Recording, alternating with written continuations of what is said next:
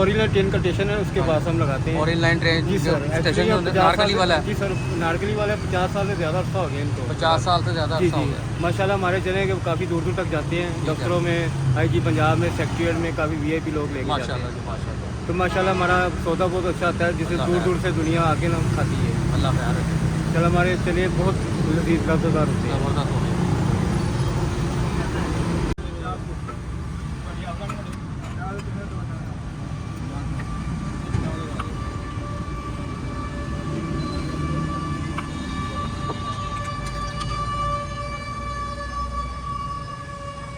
वाले बड़े अंदाज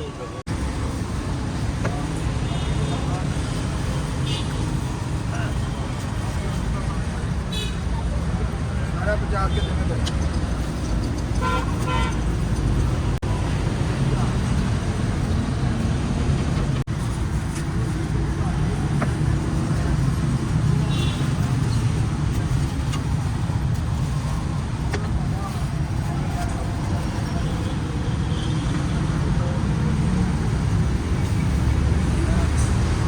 बाद में देखो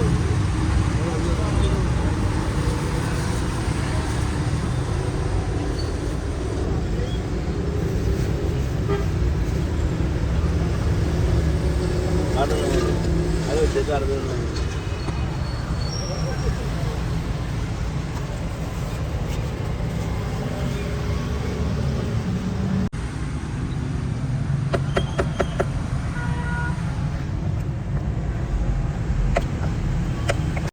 ਚਲੇ ਜਾਂਦੇ ਨਹੀਂ ਪੰਜਾਬੀ ਚਿੱਕੜ ਚਨੇ हाँ जी ਇਹ ਬਗੈਰ ਘਿਓ ਤੋਂ ਹੁੰਦੇ ਨੇ। हाँ जी ये ਬਗਾਰ ਕੇ ਹੋ ਦੋ ਦਿਨ ਤੇ ਭਾਈ ਸਾਹਿਬ ਕਿੰਨੇ ਅਰਸੇ ਤੋਂ ਲਾ ਰਹੇ ਹੋ ਸੀ ਇੱਥੇ? ਇੱਥੇ ਮੇਰੇ ਵਾਲ ਸਾਹਿਬ ਲਾਉਂਦੇ ਸੀ ਕਿੰਨੇ ਕੁ ਅਰਸਾ ਹੋ ਗਿਆ?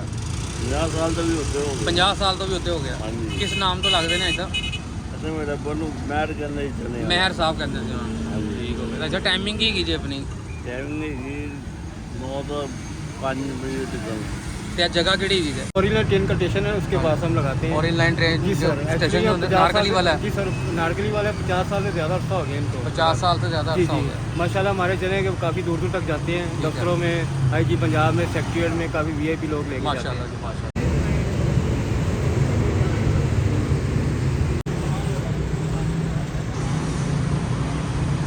ਲਓ ਇਹ ਦੋ ਨਾਮ ਤੋਂ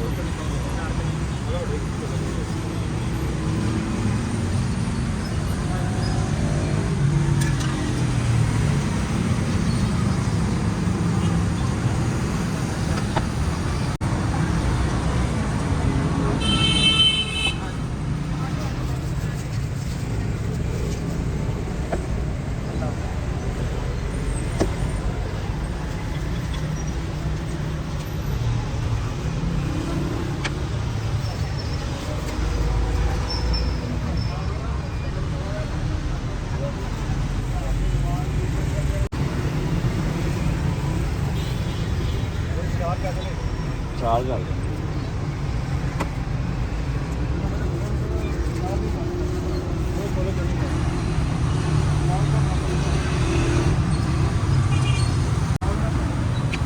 ਸੋਲੇ ਖਲਾਰ ਨਾ ਪਾਓ ਜੀ